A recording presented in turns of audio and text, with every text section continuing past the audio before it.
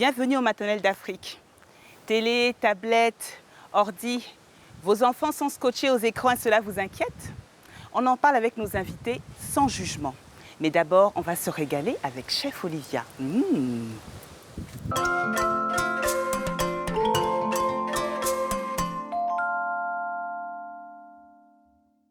Bonjour Olivia. Bonjour Angela. Comment vas-tu? Parfait. Toujours bien, hein? Et moi, je suis toujours heureuse quand je te vois dans ma cuisine. N'est-ce pas? Ah, je sais que tu vas goûter. Je vais bien manger. C'est ça qui est bon. Un jour viendra. Alors, donc, nous avons un message de Prudence que nous écrit de Bangui. Ah, Bangui. Prudence. Alors, De plus en plus loin, hein. vous savez quoi? J'ai une collègue qui s'appelle Prudence et qui présente une autre émission qui s'appelle Bonne Santé. Donc, Prudence, je t'embrasse ma chère Prudence. Alors, bonjour Angela, ma petite fille Lisa de 7 ans est une fan de desserts au chocolat. Chocolat par-ci, chocolat par-là. Je voudrais varier un peu et surtout utiliser des produits moins gras et locaux. Elle aime le chocolat. Elle aime le chocolat. Donc elle veut des desserts au chocolat. Voilà, sauf qu'il faut que ça soit moins gras et local. Moins gras et local. Ah oui, bon, de toute façon, le chocolat, c'est local puisque ça c'est fait à partir du cacao. Le cacao, ça vient de chez nous quand même. Ça fait pas longtemps qu'on commence nous-mêmes à faire du chocolat. D'accord. Et effectivement, le chocolat local est moins gras parce qu'on y rajoute moins de condiments. Pour faire le chocolat que tu aimes, là, on met de la crème, on met du sucre, on met ceci. Mais moi, j'ai un chocolat, Choco Togo. Ah, Attends, je goûte Voilà. à quoi? Attends. Parce que moi aussi, tu vois, j'aime aussi des choses. ah bon, d'accord. Il n'y a pas que toi qui aimes. Donc, Donc ça, c'est Choco Togo. oui, d'accord. Ok. Écoute-moi, c'est moi qui parle. Ok. Et c'est moins gras, donc tu peux en manger vraiment Ah bon? beaucoup. D'accord. Mais tu n'aimeras pas. Parce qu'il n'y a pas de sucre dedans. Bah si, j'aime. Non, Bah, tu c'est du n'aimes pas chocolat, le- non? Mais non, mais il n'y a pas de sucre, Angela. Alors, il y a quoi dans le chocolat? Donc moi, Il y a quoi, il y a quoi dans le chocolat? C'est riche en zinc. voilà. D'accord. Très bien pour la fatigue. C'est bon pour le cœur. Et c'est riche en magnésium Je vais et faire en fondre potassium. mon beurre et mon chocolat. En parlant de dessert et de chocolat, il y a un livre que j'aime bien lire à mes enfants. C'est Chouboulout. Trop beau. Parce que c'est super Chouboulout sympa. qui fête son anniversaire. Et à un moment, Chouboulout cuisine avec sa maman. Et donc, elle fait un gâteau au chocolat. Je ne sais pas si ton gâteau sera... Non, mais vas-y, continue. En tout cas, je fais fondre mon chocolat. Non, mais énorme, énorme. Je ne sais pas si ton gâteau t'ai sera dit un aussi jour bon que pour, celui de Chouboulout. Hein. Regarde, Bon, on verra. regarde. Bon. Regarde comme c'est beau. Même pas peur. Non, c'est super. En fait, pour les enfants, pour les Non, enfants, il est quand- magnifique, hein, t'as vu, franchement, plein de couleurs, pour les j'adore enfants, ce quand livre. tu as des livres comme ça, Ouais. ça leur donne vraiment envie de cuisiner avec Tout toi à fait. et ils mangent facilement. Après, le chocolat, il faut quand même être difficile pour pas en manger. Hein. Je connais Vraiment. pas. Pourtant, j'en ai, hein. Chouboulout, Ah, j'adore. Chouboulout, Chouboulout, mais le gâteau oui. au chocolat. Alors, tu nous fais un gâteau au chocolat Tout à merveilleux. fait, voilà. Bon, ben écoute, très bien. Et donc, il va rester combien de temps au four, ton chocolat? Ton gâteau au chocolat, pardon. Faut prévoir combien? 35-40 minutes. D'accord, Mais donc tu c'est n'auras pas pas long. fini, en fait. Si. Donc, tu mangeras avec les enfants. Ouais, voilà. Bon, Tu d'accord. ne pourras pas goûter. Bon, mais très bien. Je t'ai dit un jour. Oui, non, mais ouais, ouais, merci Olivia. Non, mais vas-y, fais ton Oui, gâteau. je vais faire mon gâteau. Fais ton gâteau. En tout cas, si comme Prudence, vous avez des questions à nous poser sur l'alimentation, vous n'hésitez pas à les poster sur Facebook, Twitter ou Instagram. Et puis là, je vais rejoindre mes invités et j'espère manger ce gâteau au chocolat avec les enfants tout à l'heure. Hein. Espère. Hein? Espère. Allez. L'espoir fait vivre.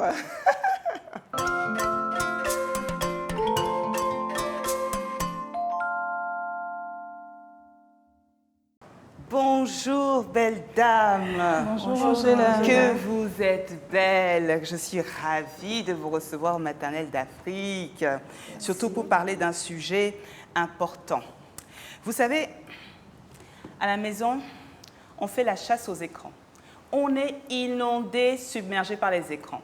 Entre la télévision, tablette, téléphone, la nounou a téléphone, le gardien a téléphone. Papy et mamie ont téléphone, même si certaines fois ils ne savent pas trop s'en servir, ils ont. Donc qui apprend à papy et mamie à utiliser le téléphone? Les enfants. Du coup, chez nous, avec mon mari, on a décidé de limiter au maximum les écrans. Maintenant, est-ce que c'est la meilleure solution? Parce que nos enfants sont aussi confrontés aux écrans à l'école. Ils ont leurs petits copains, leurs copines, tout ça, qui ont les tablettes, les téléphones et autres. C'est la question qu'on se pose. Et donc moi, aujourd'hui, je suis ravie de faire cette émission parce que je vais avoir des réponses à mes questions. Alors, je reçois deux témoins formidables. Je reçois donc Aïda. Aïda, vous avez 32 ans. Vous êtes présidente d'une ONG, entrepreneur. Vous êtes mariée. Vous êtes la maman de Jessica qui a 10 ans, Vianney qui a 7 ans et Marie-Carelle qui a 2 ans. Exactement. Bienvenue à vous. Merci. Je reçois également Vicky. Bonjour Vicky. Vicky, bonjour. Vous êtes blanchisseuse, vous êtes célibataire et vous êtes la maman de Amir qui a 6 ans. C'est bien ça? Exactement. Bienvenue à vous. Merci. Et je reçois Madame Annick Nakou. Vous êtes psychologue et vous êtes venue nous accompagner pendant cette émission. Merci d'être là. Merci à vous. Je vais commencer avec vous, Marielle. Vos enfants raffolent des écrans. Lesquels? La télé, oui. Les tablettes. Oui, beaucoup plus ça. D'accord. Et vous, Vicky? Mon fils, Amir, il est vraiment dingue de tout ce qui est écran, enfin surtout le téléphone, parce qu'il adore aller sur YouTube et regarder tout ce qu'il y a, ce qu'il ne peut pas écrire, ce qu'il va regarder. Il fait un audio, par exemple, et il dit je veux regarder Spider-Man, par exemple. Ça vient et il choisit, enfin, il peut faire ça toute la journée. Donc la technologie est à son service, quoi. Ouais. Waouh, waouh. Alors vous savez, on vous a posé la question sur notre page Facebook et on vous a demandé ce que représentaient donc les écrans. Première option, est-ce que c'est une façon comme une autre d'occuper son enfant? Et la deuxième option, c'est est-ce que c'est incontournable, mais il faut poser des limites? Et puis les réponses ont été mitigées, c'est du 50-50. Alors Annick, à partir de quel âge on peut commencer à exposer les enfants aux écrans? Quel âge vous le recommandez? Généralement, pas avant l'âge de 6 ans. C'est ce qui est recommandé. Mais la société dans laquelle nous nous trouvons aujourd'hui nous empêche ou bien nous met devant un fait tel que les enfants sont directement exposés. Peut-être même pendant que l'enfant il est au sein, la maman elle est sur son téléphone en train de consulter ses messages et tout, ce qui n'est normalement pas recommandé. Donc, en fait, ça veut dire qu'on pourrait s'en passer jusqu'à l'école élémentaire si on n'avait pas de téléphone. Tout à fait. C'est ce qui est recommandé. C'est un âge, en fait, où l'enfant il devrait plus utiliser les éléments de l'environnement, non pas les écrans, mais les personnes, l'environnement direct, pour pouvoir mettre en place des bases. Il lui faut un certain ancrage. Et c'est grâce à ces éléments, la famille, les relations, les voisinages, c'est ces éléments qui vont permettre à l'enfant de pouvoir, apprendre à se sociabiliser, à avoir les différentes techniques, les échanges entre les différentes personnes. Ça lui permet de pouvoir savoir tel affect, j'en ai besoin quand je présente telle situation ou bien quand je suis face à une situation conflictuelle. Enfin, l'émotion sur le visage qu'on me renvoie me permet de pouvoir me positionner. Donc, c'est une période où l'enfant a besoin des éléments de base pour qu'il puisse s'asseoir, reconnaître les b.a.-ba du monde parce qu'il est en devenir. D'accord. Alors, Vicky, est-ce que vous avez posé des limites? Est-ce qu'il y a certaines heures, certains jours? Comment est-ce que vous gérez?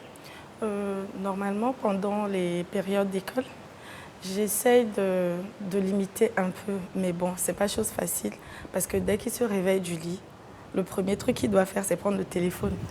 Avant même d'aller se brosser les dents, il doit prendre son téléphone. On dirait qu'il rêve de ça, genre à son réveil, quoi. Donc, c'est compliqué, mais j'essaie quand même. Je lui dis, si tu ne laisses pas le téléphone, tu n'auras pas ci, parce que déjà, il aime quelques petits trucs, donc j'essaie de jouer avec. Si tu ne fais pas ça, tu n'auras pas le téléphone. Donc, ça marche parfois, mais pas tout le temps. Dites-moi justement, Annick, est-ce qu'il n'y a pas un petit côté addictif? Qu'est-ce qui fait qu'ils sont comme ça, accrochés par les écrans? En fait, vous voyez, les enfants, à un certain âge, quand ils sont devant les écrans, ils n'ont pas eu l'occasion de développer d'autres facultés. L'écran les boit, l'écran les avale. Ils deviennent tellement passifs devant l'écran que la créativité qu'ils étaient censés développer à cet âge, ils n'arrivent pas à le faire. Donc, c'est à nous les parents de pouvoir rapidement canaliser cela pour que l'enfant, entre guillemets, ne se sente pas perdu dans les labyrinthes de l'écran. L'enfant, il est en âge de pouvoir toucher à des choses, explorer son côté créatif, développer son imagination, parce que l'imagination aussi entre en jeu. C'est vrai. L'enfant doit développer sa créativité, son imagination. Mais face à l'écran, ben, il prend tout ce qu'on lui donne. Il n'a plus le temps de rêver ceci, de dessiner, d'utiliser telle couleur, d'aller chercher tel élément facilement. Il est là, bon. C'est plus lui qui va vers l'écran, mais l'écran lui fournit tout ce qu'il veut. Et vous, Aïda, est-ce que vous avez réussi à instaurer des limites à la maison? Oui, j'ai instauré parce qu'en période d'école, par exemple, pas de tablette. Je débranche le décodeur quand je pars parce qu'au début, j'essaie de fermer le salon et tout. Il a tellement d'imagination, il essaie de rentrer. Voilà, donc je débranche le décodeur. Quand il rentre et qu'il n'y a pas la télé, il est perdu, il fait des bêtises par-ci, par-là. Mais bon, au début, c'est difficile, mais il finit par s'habituer. Oui, il utilise son imagination justement pour faire des bêtises. Oui, exactement, exactement. Votre fils passe combien de temps sur les écrans par semaine ou par jour? Ça se passe comment? Si ça ne tenait qu'à lui, 24 heures sur 24. Bien sûr, bien sûr. C'est comme des bonbons et des frites. Voilà, exactement. S'il ne mangerait que des frites et des bonbons si on n'était pas là. Donc du coup, il reste combien de temps, vous, puisque vous limitez? Oui, une fois que c'est réglementé, je dirais 4 à 6 heures les week-ends. En semaine, vraiment pas du tout. D'accord, donc pas d'écran en semaine. En semaine, non. Et puis 4 à 6 heures le week-end. Oui. D'accord. Et pour vous, Vicky? Pour moi, je dirais presque 7 heures, 7 heures par jour. Enfin, quand c'est les week-ends surtout. Mais en semaine, quand il va au cours, dès qu'il rentre à la maison, c'est la télé ou le téléphone ou la tablette. Lui, il n'y a pas moyen en fait. Je n'ai pas encore réussi vraiment à trouver le bon moyen. D'accord. Alors justement, on parle beaucoup de ça, de la surexposition. Est-ce qu'il y a des risques justement d'avoir des enfants qui sont 24 heures sur 24, comme ils le souhaitent, devant les écrans? Il y a énormément de risques parce que l'enfant qui est déjà face à l'écran, entre guillemets 24 heures sur 24, il est exposé aux rayons électromagnétiques parce que son physique n'est pas encore en mesure de recevoir tout ça et donc de supporter cette charge. De deux, il a des problèmes de sommeil. Il n'arrive plus à trouver son juste milieu. Il y en a qui commencent à développer une forme d'obésité. Quand on a un petit temps, on court dans le frigo, on cherche aussi, on les met à côté et ça passe tout le temps.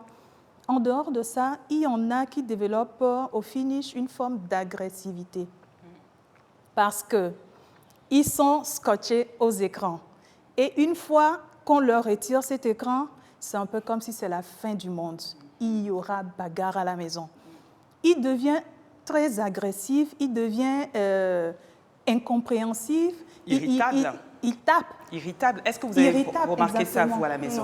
Oui. J'ai remarqué aussi, dès qu'on leur envoie, dès qu'on enlève, si on arrête, tout à coup, ça devient agressif. Et là, moi, je dis, ça suffit. Plus d'écran, terminé. Ouais. Donc, quand on est à cette phase-là, il faut vraiment faire marche arrière pour se poser les bonnes questions. Qu'est-ce qui ne va pas? Emmener cet enfant à ne plus être dépendant de l'écran, mais de plutôt être le maître. S'il veut choisir, il choisit une émission ou un dessin animé, c'est parce qu'il aime bien ça. Mais ce n'est pas parce que tout ce qui passe, c'est bon, je prends. Exactement. Parce qu'il doit choisir en fait ce qu'il aime. Ouais, merci Annick. Vous savez, l'Organisation mondiale de la santé recommande de ne pas mettre d'écran devant les enfants avant 2 ans. Déjà. Et nous avons donc une maman qui nous a envoyé une vidéo depuis le Burkina. Elle s'appelle Mariam. Elle a une façon très intéressante d'occuper ses enfants. On la regarde. Comme tous les enfants, mes garçons également aiment bien les écrans. Téléphone, ordinateur, télé et surtout les tablettes. Je les empêche très souvent d'avoir accès au téléphone. Il est interdit de jouer par exemple avec le téléphone de maman. Le grand donc a un téléphone mais je m'arrange à ce qu'il n'en abuse pas. Pour les aider à ne pas devenir accro à ces écrans-là, je les invite souvent à faire des jeux ensemble. Je leur demande d'aller jouer dehors. On organise des jeux, des petits jeux que nous faisons ensemble. Merci Mariam. D'ailleurs, ce que vous faites là, c'est exactement ce que je fais à la maison. Par exemple, mon fils Lenny, c'est un fou de tout ce qui est nord, le pôle Nord et autres. Donc, on a trouvé ce jeu de cartes, Défi Nature. C'est un jeu de cartes sur les animaux du pôle Nord. Donc, c'est un peu la bataille. Ça leur permet d'apprendre les animaux du Nord. Et ils jouent en même temps. Ma fille, par exemple, elle préfère tout ce qui est chat. Elle adore les chats, ma fille. Donc du coup, on a acheté des finatures chat et ça lui permet de jouer et d'apprendre en même temps. Il y a d'autres façons aussi d'occuper les enfants. On oublie que la lecture, c'est quand même important, hein. Pour les enfants de moins de 5 ans, par exemple, il y a Chouboulot, qui est, par exemple, Chouboulot qui va à la mer. Donc ça permet aux enfants de visualiser un peu quand ils sont dans des pays qui ne sont pas sur la côte. Et il y a également Akissi, la sœur d'Aya. On a reçu au maternel d'Afrique la maman d'Aya, Marguerite Aboué.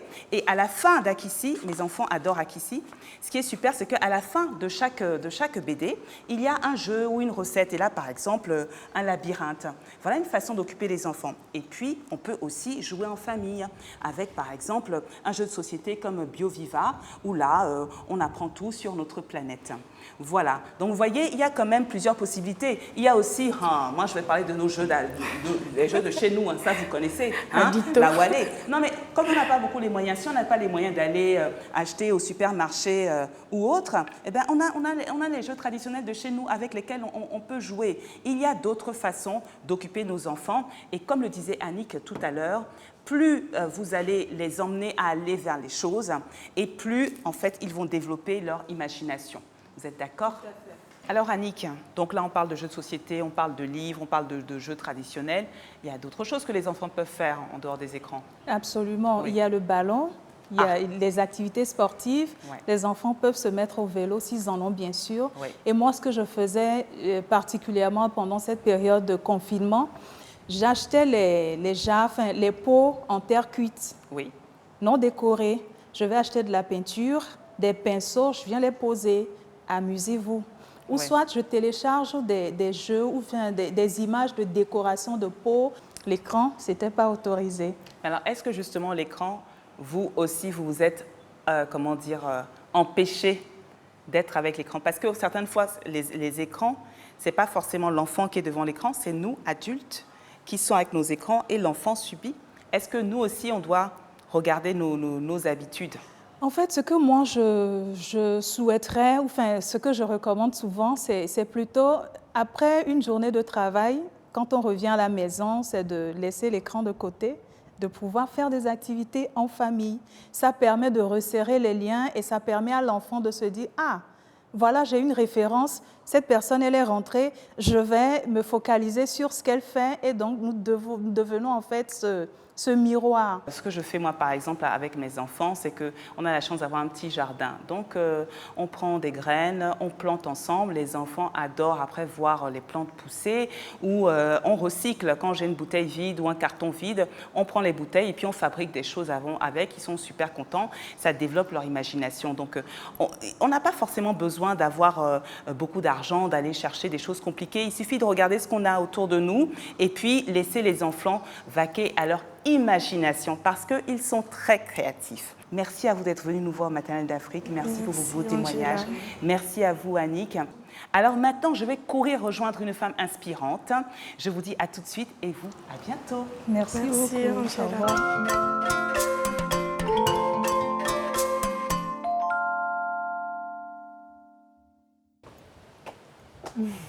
Bonjour Nathalie. Bonjour Angela. Alors dites-moi, est-ce que je ressemble à une Miss comme ça? Tout à fait, superbe. Oh, merci beaucoup. Vous savez pourquoi je dis Miss? Parce que Nathalie, ici présente, c'est la première Miss Togo. Vous vous rendez compte? La première Miss Togo. Alors, c'était comment à l'époque? L'aventure Miss Togo en 95, c'était la première édition.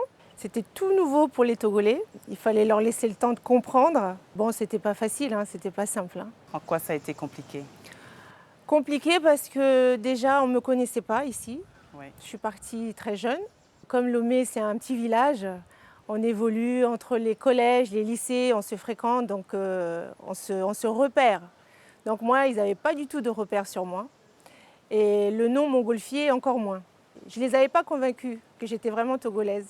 Et après, vous êtes passée de Miss Togo à chef de restaurant, à restauratrice, c'est ça? Au chef de restaurant, non, quand même pas. Alors, c'était quoi? Hôtesse de sol à Air France. Ensuite, de la lingerie féminine. J'avais une boutique de lingerie féminine. Ouais. De 97 à 2002. Oui. Et après, je me suis lancée dans la menuiserie, dans laquelle je suis encore. Dans la menuiserie, Ouais, c'est-à-dire dans que la vous menuiserie. prenez les trucs et puis vous faites... Pas tout à fait. Racontez. J'ai une équipe, la menuiserie Audace Déco. Ah. Voilà, parce que je l'ai fait avec audace. Je suis rentrée au culot. Et qu'est-ce que vous faites? Vous restaurez des meubles? J'essaie de me rattraper avec mon introduction, même pas. Non, je fabrique. Je fabrique d'accord. des meubles, tout ce qui est mobilier de maison, portes, cuisine. Et après, la restauration, c'est venu bien après. En 2011, on a décidé d'ouvrir un restaurant Ok. avec mon mari et on y est encore. Et puis bon, là, je suis encore plus investie dedans. Alors, vous avez plusieurs activités. Donc, vous êtes à la fois dans la menuiserie, dans la décoration, C'est ça, et en même temps, vous co-gérez un restaurant avec votre époux. c'est ça. Vous travaillez donc en couple. Oui, c'est Alors, pas facile. comment ça se passe tous les jours? Comment ça se passe tous les jours? Il faut savoir ne pas dépasser son terrain. Il faut travailler en étant subtil. Plus nous du côté femmes que du côté des hommes. Parce que eux, ils sont là avec le bon côté macho. Oui. Et c'est à vous de faire des concessions. Il faut faire attention. Tant qu'on les laisse croire qu'ils sont patrons, ça va bien. Exactement. Et comment ça se passait justement? Parce que vous étiez à la fois, donc, on va dire, entrepreneur et maman. Vous expliquiez en préparant l'émission que quand les enfants sont malades, Ouais. c'est un peu compliqué. Parce qu'on a envie d'être là. Et comme par hasard, on ne sait pas pourquoi, c'est à ce moment-là que vous avez quelque chose de très important à faire. Et vous êtes entre le fait de rester avec l'enfant et entre le fait de ne pas non plus, vous voyez, ne pas manquer à vos responsabilités. On briefe la nounou et puis bon, on appelle tous les 5 minutes pour avoir la température, comment ça évolue. C'est pas évident. C'est pas évident du Ouais, vraiment. Mm. J'avais une question aussi à vous poser par rapport au côté Miss, le monde de la beauté et autres. Je voudrais savoir, est-ce que le fait d'avoir été Miss a été un frein, je veux dire, en termes de crédibilité? Est-ce que les gens ne se sont pas juste limités à votre plastique? Est-ce que vous n'avez pas dû vous battre, dire, bon voilà, effectivement, je suis une belle femme, mais j'ai aussi un cerveau et je suis aussi une chef d'entreprise? Ça a été très facile.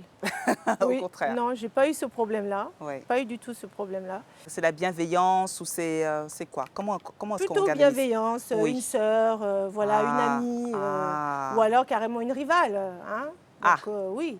Ah Donc, oui. je pense que le regard et de savoir ce qu'on a dans la tête, c'est pas encore, c'est pas leur problème. C'est pas leur Alors, problème. par rapport aux jeunes femmes qui nous regardent, celles qui, par exemple, ont été Miss, qui envisagent une reconversion professionnelle, quels conseils vous pourriez leur donner? Le conseil, c'est de faire quelque chose qu'on aime, Ouais. avec passion, Ouais.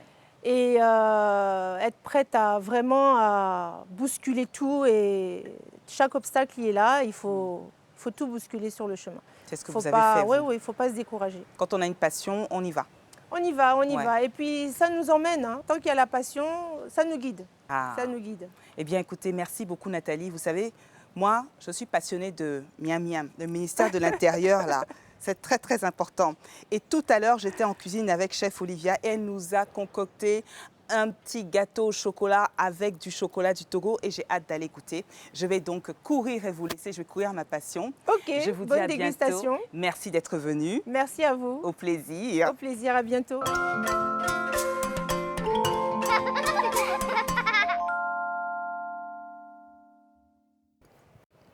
Allez, j'emmène Manon, Mélia et Belinda. Venez. Venez avec moi. Alors. Miam miam. Miam miam. Alors, qu'est-ce que c'est ça? C'est un gâteau à quoi? Au chocolat. Un gâteau au chocolat. Mais alors, dites-moi, le chocolat, ça vient d'où? Sur les cacao. Oh, c'est pas possible. Si, c'est possible. C'est possible, les cacaos. Alors, est-ce que tu penses qu'il y a des cacaos ici? Est-ce qu'on en trouve ici, des cacaos? Dans le gâteau. Dans le gâteau, c'est sûr. Mais est-ce qu'il y a des cacaoyers ici, vous pensez? Oui, je pense. Tu penses que oui? Oui, Mhm. Un petit peu. Qu'est-ce que c'est ça? Je ne sais pas. Une banane. Une banane? Papaye. Alors ça, c'est une cabosse de cacao. Et à l'intérieur, il y a des fèves de cacao. Et c'est avec les fèves qu'on fait le chocolat. On a beaucoup de chance sur notre continent parce qu'on produit beaucoup de cacao sur le continent et au Togo aussi. Alors maintenant, c'est le moment que je préfère parce que nous allons partager. Ça, c'est pour moi. Mais Et ça, C'est pour vous. Mhm. Non, mais si tout le monde prend le milieu... Je prends pas ça parce que moi, il y a plus pour ça. Et vous savez pourquoi j'ai pris la plus grosse part? Non. Bah, vous avez vu, je suis 3 fois plus grande que vous. Donc forcément, j'ai besoin de beaucoup plus de chocolat. Allez, bon appétit les filles. Est-ce que c'est bon? Est-ce que ça vous plaît? C'est bon? Le chocolat, c'est super, c'est plein de magnésium, ça met de bonne humeur. C'est super contre la fatigue. Je pense que je vais bien manger tout à l'heure. Alors écoutez, vous savez, avec le chocolat et le gâteau au chocolat, on ne prend pas trop de risques, ça fait du bien de se faire plaisir, d'autant plus qu'on en trouve vraiment plein sur notre continent. Alors si vous aussi, vous avez des questions à nous poser sur l'alimentation, vous n'hésitez pas à les poster sur la page Facebook, Instagram ou Twitter des Maternelles d'Afrique. C'est la fin, je vous dis à bientôt. D'ici là, prenez soin de vous et de vos proches. Et comme on dit en Dioula, en Béwo, à bientôt. C'est super bon.